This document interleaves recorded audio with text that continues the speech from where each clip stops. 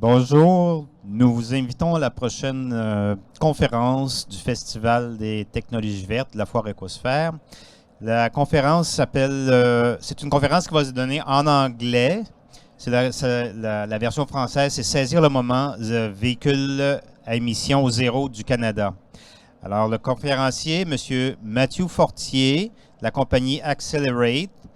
En tant que président-directeur général, Mathieu Fortier est chargé de rassembler les principaux intervenants des secteurs publics et privés afin d'organiser et d'aligner la chaîne d'approvisionnement véhicules à émission zéro du Canada. M. Fortier est un chef de file reconnu en matière de politique publique avec plus de 20 ans d'expérience dans l'établissement de relations significatives et progressives avec l'industrie et le gouvernement canadien. Il a été vice-président des politiques et des affaires publiques à l'Institut des administrateurs de société, où il a dirigé l'élaboration de contenus et de stratégies sur des questions de politique publique, de législation, de réglementation, y compris la durabilité, les rapports sur le changement climatique et l'avenir du travail. Auparavant, M. Fortier était cadre chez Resound et dirigeait l'élaboration d'options politiques et de stratégies de relations gouvernementales sur les questions de propriété intellectuelle au Canada. Il a également occupé des postes de direction dans le domaine des affaires générales et publiques à la banque TD, TD Securities et The Business Council of Canada. M. Fortier a commencé sa carrière dans la politique fédérale canadienne en tant qu'analyste politique et chercheur. Accueillons M. Fortier. Bonjour et merci pour ça. On me dit que je fais ça en anglais, alors j'ai préparé mes remarques en anglais. Et voilà, vous pouvez également me demander des questions en français à la fin, s'il vous plaît. I'm going to do this presentation in English, but as I say, if you'd like to ask some questions in French at the end, please feel free to do so. So I will talk a little bit about Accelerate towards the end of my presentation and what we have been brought together to do and to achieve. At a high level, I will say that this is an organization that brings together private sector companies and governments and others from the public sector and associations, all of whom are engaged in the zero-emission vehicle supply chain and ecosystem. The purpose really is to integrate all of these organizations so that we have a network and that we can compete, within North America and globally, and seize the opportunity in front of us in Canada to be an important part of the global zero-emission vehicle ecosystem. So that's what we're going to talk about today. I'm going to talk a little bit about, where Canada is and where the world is when it comes to zero-emission mobility. I'll focus most of my comments on electric vehicles, that in large part because that really is a focus for the moment. That doesn't mean that hydrogen isn't important. It is, and we've got members who are engaged in the hydrogen industry as well. But a lot of the action in the past weeks and months and years, and in the future months and years, will be around electric vehicle and electric mobility. So I will focus my comments there. So we'll talk about the opportunity in front of Canada. We'll talk about where we are, talk about some of the challenges that we're facing, both in Canada, but also globally, as we try to ramp up towards zero emission mobility. And then we'll talk a little bit more about what Accelerate is doing to meet those challenges. So first, I might sort of talk a little bit about, why this is important in an economic sense. Auto manufacturing is huge in Canada, and that's not a surprise to many of you. But when you think about the fact that it accounts for 10% of our manufacturing GDP, it's the second biggest export industry in Canada, and so up to 500,000 jobs are dependent on the auto sector in Canada. So it's a hugely important industry that we need to keep and that we need to grow. It's not a surprise to anybody listening today that, the auto industry is undergoing a massive and very, very fast transformation from internal combustion mobility to zero emission mobility. as I said before, we really do think that Canada can future-proof its auto sector industry and its vehicle sector industry, because it's beyond just autos, it's beyond just light passenger vehicles, it is medium and heavy-duty vehicles as well, because we do that in Canada. We have an opportunity to future-proof the industry, to grow it, to maintain those jobs, and in fact create more jobs. And that's really what we're all about. So let's talk a little bit about the disruption then. So clearly, you've been listening to presentations over the weekend about different advancements in technology to meet net zero objectives. But that is in the backdrop what's pushing all of this. It's met though by huge advancements in technology, battery technology, but other technologies as well, that have allowed people to really think that this is the moment for the auto industry, for the vehicle industry, to transition from internal combustion to zero emission technology. So it's pretty obvious to say that this is the biggest transition in mobility since the invention of the internal combustion engine. As we kind of move into this new world, we also see a lot of jurisdictions, particularly kind of advanced economies, moving towards regulation and legislation that's either targeting or mandating the sales of zero emission vehicles in Canada. As people will know, and this was reaffirmed in the budget earlier this month, Canada is moving that way. So that by 2035, the ambition is we will have 100% new vehicle sales in Canada, like passenger vehicles, that is, being zero emission, primarily electric. So that's a huge shift, considering there are only 10 to 15 million electric vehicles on the road right now around the world. The idea that in Canada alone, but also in Europe and the United States and others, Australia, that we will be looking at 100% zero emission mobility. It takes a leap of imagination and faith, but that is the direction that we're heading in. This is a critical future need for Canada. As I said before, our vehicle sector is hugely important, and if we're going to have a future, we need to transition the vehicle sector towards zero emission and electric vehicle. If we don't get this right, we will lose jobs. You'll have seen some very good news announcements in the last few weeks, and I'll talk about those in a little bit. And that sort of mitigates a little bit of this, and it's absolutely the right direction. And we take a lot of heart from the activity at the federal level, but also at provincial levels in Quebec in particular, and Ontario as well.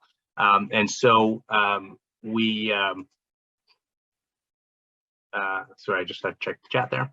My apologies. So that said, we need to keep going. We need to keep pushing for more zero emission vehicle mandates from OEMs, so that we can make sure that the people and the communities who rely on this industry are successful in the future, but also so that we can grow this industry. And I'll talk a little bit about what that means. It's not just making vehicles and making vehicle parts anymore. That's a big part of it, but we can grow that as well. So look, the other part of this, of course, is if we don't grow our auto sector in Canada, if we're not building more electric vehicles, for instance, in Canada, we'll be relying on imported cars. So if we say that we want everybody to be driving an electric vehicle by 2030 or 2035, we need to have the capacity to do that in North America and in Canada. If not, we'll just be importing electric vehicles from Europe and Asia, and that's not an optimal scenario. So we want to make sure that we are growing the economic pie, as it were, in Canada as well. And look, it's also true to say that if we don't have enough stock of electric vehicles and zero emission vehicles, then people will get a little bit jaded, and they'll be told that they need to do this, but they can't access these vehicles. So there's a concern that support for net zero policies, this idea that we can actually achieve net zero by 2050 will be the support won't quite be there the way that we need it to be, and we all know that we need everybody across Canada to believe in this for us to achieve it. Talking about where this is going from a passenger vehicle perspective, these are just a couple of graphs just to give you a snapshot of where this is going. So at the moment, we're, as I said, about 15 million electric vehicles on the road. At the current rate, with policies stated in developed economies, we look to, we're looking at about 150 million electric vehicles on the road at the end of the decade. That's a huge growth curve. In a more optimistic scenario, which is the graph on the right, we're closer to, I believe that's 225 million. But either way, that's a huge growth curve. That means that we need to have a lot more batteries, a lot more critical minerals mined to feed those batteries, and we need more capacity to build these. So there's a huge job to be done, but huge opportunities, including for Canada. This is important, for a whole bunch of reasons. I talked about the economic importance of it. It's also important because, the transportation sector accounts for a large portion of greenhouse gas emissions. And, under the more conservative scenario, you can see that we'd be reducing the greenhouse gas emissions by about 400 megatons by the end of the decade. And the more optimistic scenario, you're well past 600 megatons. So a huge dent in our emissions profile. So it's important for a whole bunch of reasons, including because we need to get to net zero. So what am I talking about when I talk about a supply chain? I'm talking about the end-to-end of building an electric vehicle or a zero emission vehicle. So that's everything from pulling the critical minerals and metals out of the ground and processing them and refining them, to developing the battery chemistries and the precursor materials, to then manufacturing batteries and building all the components that it takes to build a car. So that's the drivetrain components and the power electronics, and then assembling those. And then, of course, with the electric vehicles, there's also a charging infrastructure supply chain that needs to be developed as well. So that's what we're talking about. It's a bunch of different sectors that traditionally have not worked together, that are more and more working together, need to work together to build the mobility of the future. So for Canada, this is a great news story, because actually Canada's got a bunch of world-leading firms active in every area of the supply chain. So in the battery supply chain, we have outstanding mining companies. Canada is a global mining leader. So we've got outstanding mining companies. We have access to the critical minerals that you need to make these batteries. We have some very impressive companies working in the precursor space, the battery chemistry space, that is. And then more and more, and you will have seen this in recent weeks, announcements around battery manufacturing. And so that is more and more coming into Canada, although we have had some battery manufacturing in Canada for some time as well. And, not unimportant, in fact, increasingly important is battery recycling. So reusing the materials for future battery use and future energy storage use. And we have quite a healthy ecosystem developing in Canada there.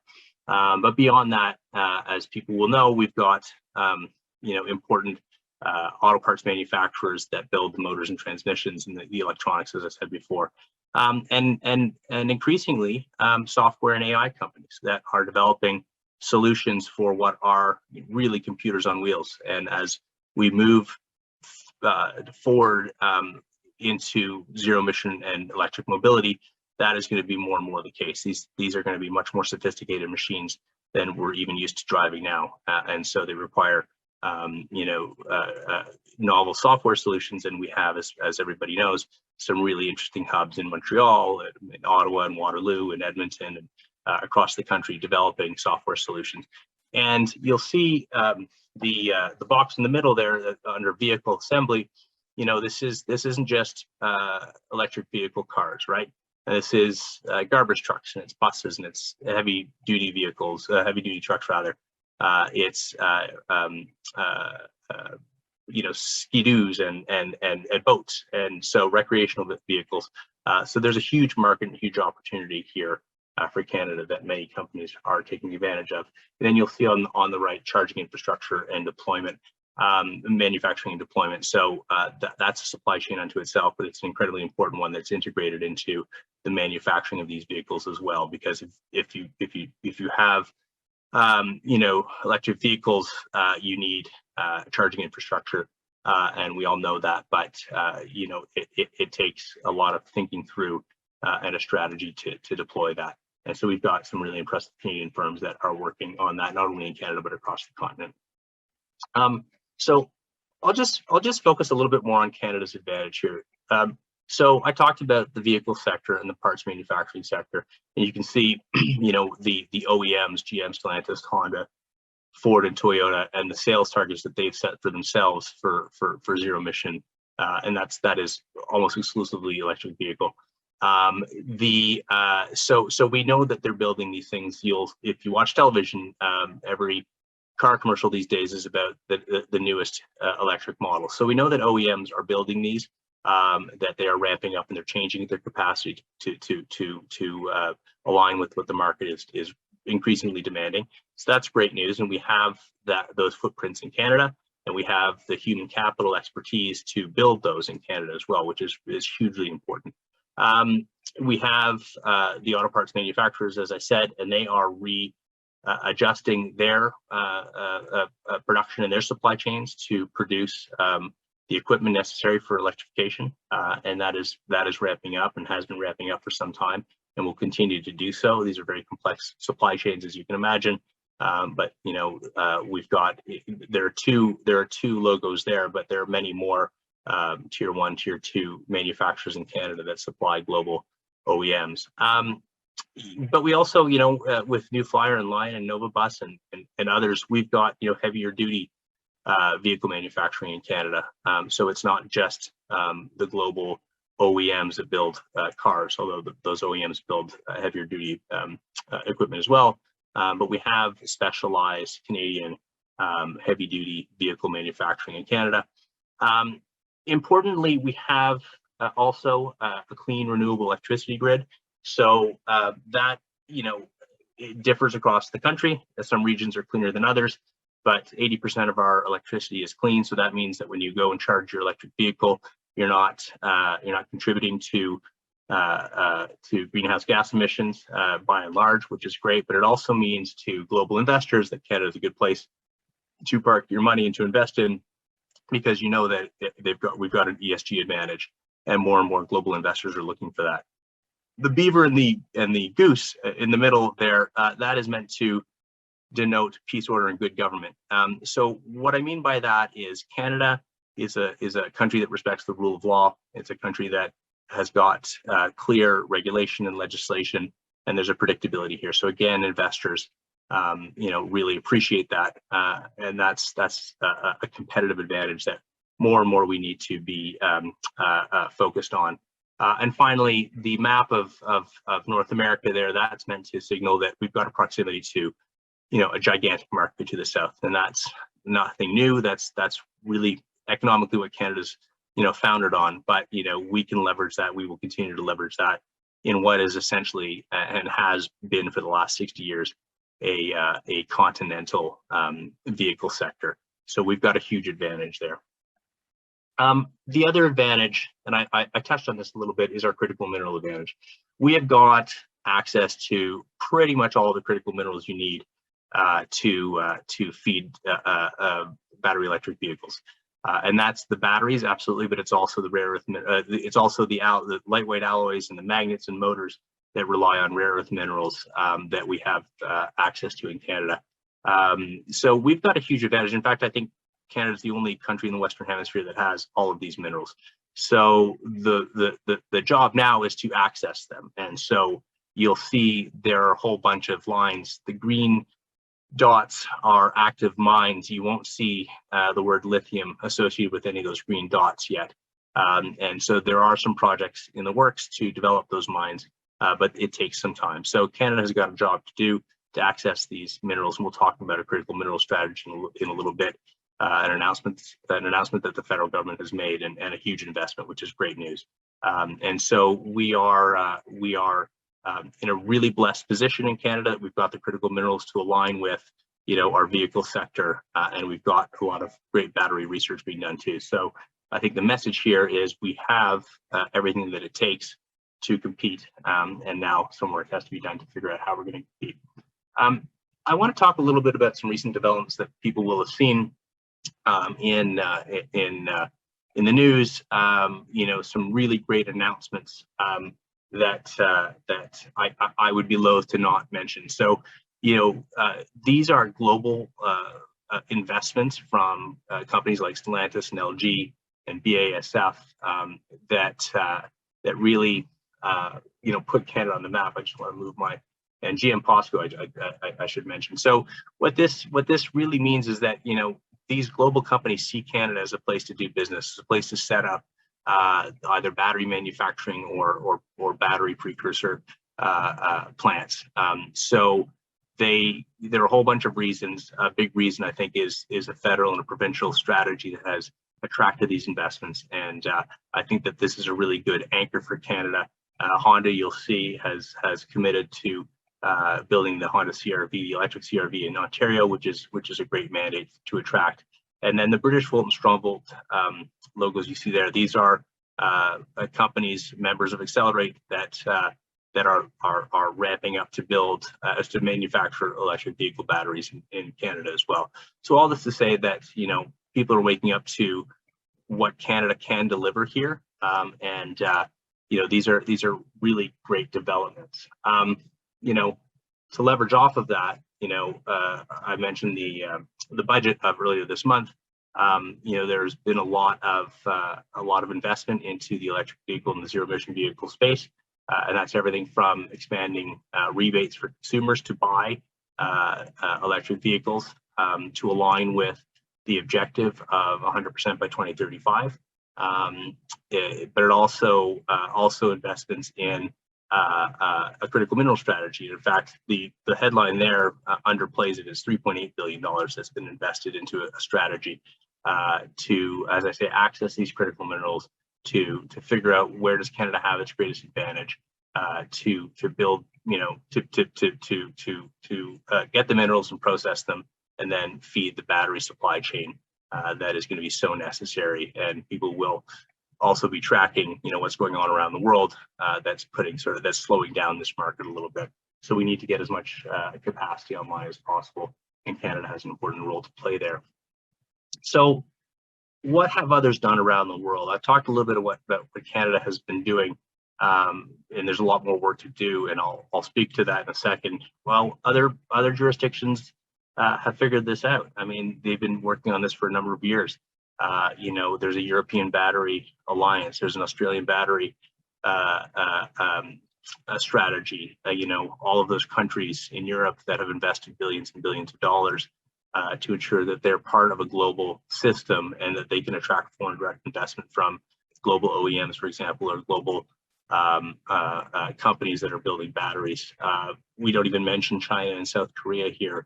They are the leaders. China by far the leader in all of this, and they have been the leader for a number of years, and so everybody's playing catch up with them. But in terms of kind of the new entrants, Canada is still the newest entrant, really, because we've been slow off the mark. But the good news is that the industry here in Canada and governments have also, recommitted themselves to being an important player. So everybody's recognizing the opportunity. But as I say, we have been slow off the mark. But that's just where it is, and that's not really anybody's fault. It's just a product of timing. The question is, are we going to take full advantage of the open window that we have in front of us to compete? I think we are taking advantage of that, which is a great piece of news. So let's talk a little bit about some of the challenges. There are a number of challenges, including just the very simple fact that a lot of people just don't trust the idea of an electric car. They think it's not going to start when it's cold. They think that it's going to break down on them halfway through their trip. They don't trust the technology. So there's sort of a socialization that needs to happen. Of course, by the way, a lot of these are myths. The technology has come so far that actually electric vehicles are as reliable, if not more reliable than a lot of their internal combustion counterparts. So it's a bit of myth busting there. The price of minerals is a huge challenge, and that's tied into the global supply chain, and the war in Ukraine is exacerbating this. And so access to these minerals is really what is going to drive or slow down the production of batteries, which of course, drives are slows down the production of these vehicles. And so as lithium, for example, as lithium prices skyrocket, it becomes harder and harder to get this out of the ground. And of course, as it's just difficult to get this stuff mined. Mines take years to open because of environmental assessments, et cetera. And in Canada, that's particularly the case. And so this is one of the challenges that's facing the entire global industry. And it's not just Canada, but Canada as well. And look, a challenge for Canada in particular is how we work with our First Nations. This is an incredibly important component of this. It's a great opportunity to advance economic reconciliation with our First Nations partners, but we have to do it right. And so it's a challenge that we need to meet, that we want to meet, that needs to be met together. And so that's another component to this. So let's talk a little bit about what Canada needs to do to compete globally. Well, we need to coordinate in the line. We need the critical mineral and mining industry to be a part of the vehicle industry. We need the software industry to be a part of the vehicle industry. And we need the financial services industry to be part of the vehicle industry in Canada. And so it really is aligning those pieces so that we can have a national strategy. And within that national strategy are what I would call, they're not mini strategies because these are big pieces of work, but they are, the components of a strategy. So a critical mineral strategy, as I said before, the federal government is committed to building this, and they are investing heavily in this because they recognize the opportunity. And so this is a great news story.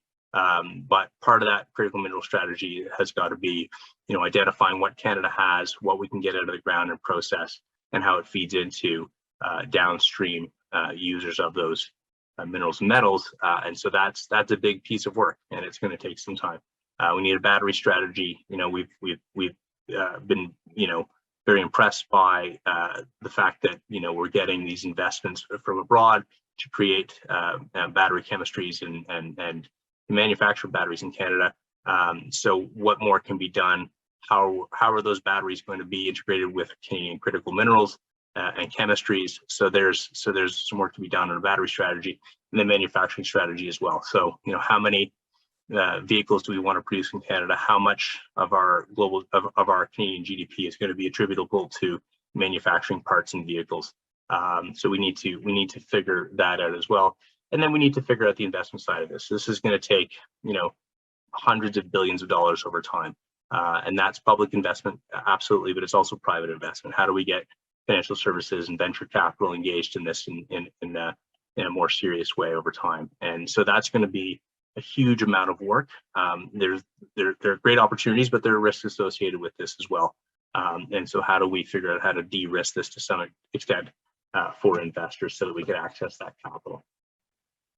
So I promised at the beginning to talk a little bit about what Accelerate is and what we're up to address some of this. Well, as I think I mentioned before, we're a national alliance that brings together companies from mining through to manufacturing and recycling and everything in between, really so that we can have a network of like-minded companies that sort of see the opportunity, that want to seize this opportunity, and put together the strategies and initiatives that it's going to take to be successful in the zero-emission vehicle space. Our mission, frankly, is to accelerate the development of a supply chain in Canada. We actually think that there are economic multiplying opportunities to use Canadian minerals to, develop and foster Canadian battery chemistry companies, to foster Canadian clean tech companies working, say, in electric vehicle motors or other parts of the supply chain. We think that there are opportunities for the whole country to be engaged in the vehicle industry. It doesn't have to only be Southern Ontario, for example, anymore. Quebec has been a real leader in this industry over the last number of years, in large part thanks to our friends and members of Propulsion Québec, but also the government of Quebec has recognized this opportunity because of access to minerals and because of access to clean energy, and so taking cues from that province, extending that across the country. So we think that there's a role for British Columbia and for Alberta and Saskatchewan and Manitoba and for the Maritimes and Atlantic Canada, as well as Central Canada, to be a part of the future of Canadian mobility. So what are we doing about it? Well, these 6 items are kind of our action areas. So I'll talk about the roadmap in a little bit, but that's the biggest kind of milestone for us. And that's sort of mapping out what success looks like for Canada in the zero emission vehicle industry over the next number of years. And from that, advocating with government for the policies and supports needed to enact those successful policies. And then, you know, like a lot of organizations, we enable collaboration and partnership amongst our members from across the supply chain so they can develop commercial relationships with each other. And, you know, working with our members and other stakeholders to facilitate and attract investments into Canada. And then, you know, promoting the benefits of a supply chain to the public. We want to make sure that Canadians understand that this is a huge economic opportunity to create wealth and to create jobs, not just now, but for future generations, and to really develop a green economy that can benefit, you know, all Canadians. And then working with our stakeholders also to develop a talent pipeline, recognizing or identifying the skills that are going to be needed to work in the next generation of mobility. And that's everything from engineering to, you know, electricians to build charging infrastructure, for example. So there's a huge range of skills that are going to be needed. And so developing that talent pipeline with education stakeholders, but employers as well. You'll see mention of the Canadian Battery Task Force. That is a group that we work with Clean Energy Canada on to really develop battery strategies for Canada going into the next generation of mobility. So we work with partners and stakeholders, OEMs on that task force and others, and battery manufacturers to really identify what needs to be done from a policy perspective to attract more foreign direct investment, absolutely, but also to generate more activity in Canada so that companies in Canada can be successful across the battery supply chain. So I think this is my last slide. I just want to talk a little bit about what a supply chain strategy can look like. This is something that we're building right now. But, you know, you'll see the list on the right. These are the sort of questions that we need to ask ourselves as a country. You know, how much of global lithium can be produced in Canada? You know, how much global nickel can be produced in Canada? And you go down the list of critical minerals, but also very simply, you know, how many, you know, zero emission vehicle passenger vehicles do we want to have assembled in Canada? We need to sort of figure out what that number is and work backwards. Same thing for medium and heavy duty vehicles. You know, how many jobs in the software industry will be attributable to the zero emission vehicle space? These are questions that we need to answer. You know, how much of our GDP is going to be attributable to zero emission vehicle parts or to assembly or to the whole supply chain? So we need to set those targets, and that's what we're doing right now, so that we can work backwards and identify where the gaps are, where the investments need to be made, and you know, really identify which partners to work with so that we can either develop made in Canada solutions or attract foreign direct investment to shore that up. So as I said, I think that was my last slide, but I'm happy to answer any questions. I think the takeaway for me is there's a huge opportunity for Canada to be, you know, relevant not just in North America but also globally, whether it be in critical minerals or manufacturing parts and vehicles. But we actually think that the whole supply chain can be fleshed out so that we are a strong and global leader in the zero emission vehicle space. Thanks very much.